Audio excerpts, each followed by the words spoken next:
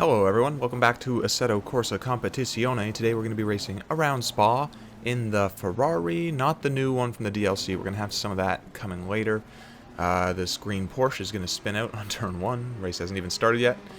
And we're going to get this thing underway. I'm not going to keep you waiting too long. So, I'm actually not very good at Spa. I can hook up a good lap every now and then, but when I don't hook up a good lap, I'm usually spinning around Radiano Rouge violently, so we'll see what happens here. Going to receive a small punt from the rear. Looks like that Nissan's going to go in the wall behind us as a result. I don't know what to say. I was braking for traffic. He did not. Going to get overtaken not by two Lambos here. Not one, but two. And carry on down the straight. Settle into a position here of 13 for 11th or so. Coming up to the first turn on the next lap. This guy's going to go very wide. Oh, someone just after the apex there. That could have gotten ugly. It shouldn't, but it makes backing out very tricky for him because if he backs up an inch, he's going to be on the racing line after a blind corner. Anyway, we're going to get by him clearly and start coming under attack from this red Ferrari here. Going to have a yellow flag, going to just slip by. Not really much of a risk there. And the yellow flag for that gentleman pulled off to the side up ahead there, so a couple easy positions that way. And we're going to start to pull away from this red Ferrari, I believe just a little bit. But not for very long. We're going to skip ahead to just this long left-hander here. And it becomes pretty apparent that this might be my weak spot on the track right away. You can see I'm getting overhauled by this fella in the exact same car. So speaks volumes about my racing line there. Got to figure that out over the course of this race, preferably. Come around this section where I know it a bit better. We're back on track. So we're hopefully going to be able to keep up with this guy, stay in the tow. Not with driving like that, but we'll see what happens here. Coming into the final chicane, we're going to have some company behind us now. So we're going to start the first lap, or the next lap, with the defensive line into turn 1, just to make sure that Ferrari has no chance of slipping by. You might get close enough to get some slipstream, but at least we can defend a position and have a safe try at Radiano Rouge. Bronco going a bit wide on the exit there, so we're going to hopefully catch up to him a tiny bit. Fellow behind not opting for the slipstream, which is interesting. Tucks back in at the last moment there. Coming over the crest, we're just not going to have a tidy line. He's going to have the run on us, so we're going to have to let him go.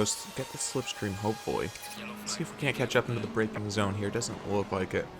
We actually go a bit wide and deep. Gets kind of ugly. Risking losing position to the Porsche here, and we are going to, in fact.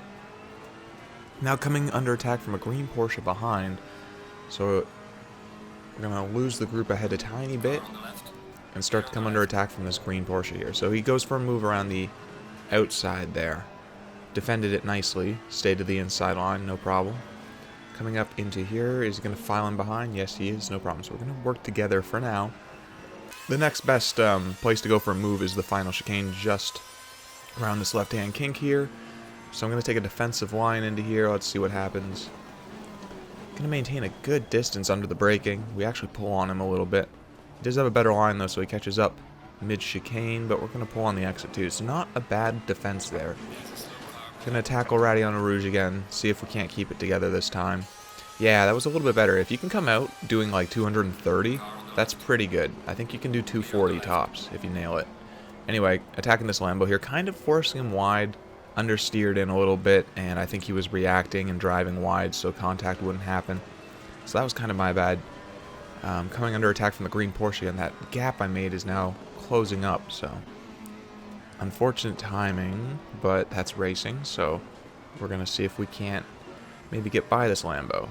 No, he takes off like a rocket, and we're going to just let this Porsche go by this time, because he's clearly quicker, so maybe I can get in his tow and just, you know, make up some time, not let the group behind catch up, and hopefully catch up to the people in front of us. So that was the plan. Coming over Radiano Rouge, taking it all right again. We're going to downshift to 5th and try and keep on his tail as much as we can. He's swerving quite a bit, trying to break the toe. Going to let him just go on this last break and try and make something of this outside move. Under braking nicely, but I think I back out of it a bit too soon. Going a bit deep. So, not really able to make anything of that attempt. And thinking that was it. Thinking this guy was going to start pulling away just a few corners later. He goes a bit too wide. And when you do that, you get stuck on these like little rubber marbles, and they just don't give you any grip. So he drifts wide. He has no traction. Compromise run on the exit. We're just about going to overhaul him before the braking point. Get back on the racing line. And get a position back. Didn't expect to get it back. Run a bit wide. Going to miss our second apex by quite a bit. And he's going to have a run on me here. So I'm going to stay on a defensive line. And he's going to work with me. He's going to go around the outside. Going to settle back in eventually. And we're just going to stay ahead for now. With company catching up, this is what I was kind of fearing. This is why I let him go in the first place, because our battling is letting the people behind catch up. But that little mistake put us back in another battle, so here we go again. I'm going to let him by again. I'm going to take the outside line.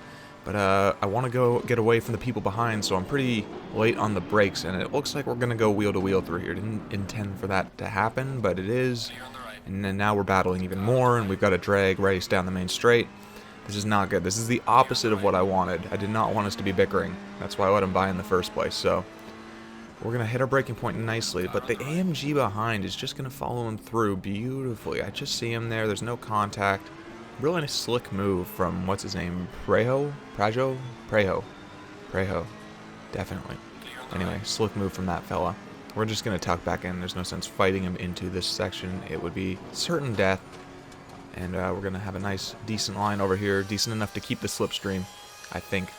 And I just stay with these fellas. Hitting the braking point a little early, just to be sure that we actually make it through here this time. And, oh, they're both going to make an error. Praho goes in too deep, while Van B also goes in too deep. But while trying to stay on the track, he loses the rear end instead. So a pretty big mistake from him. We're going to skip ahead a lap. Exact same part of the track. And we're under attack from two other people now. Well, Prejo's still there, but there's a McLaren in the rearview mirror now.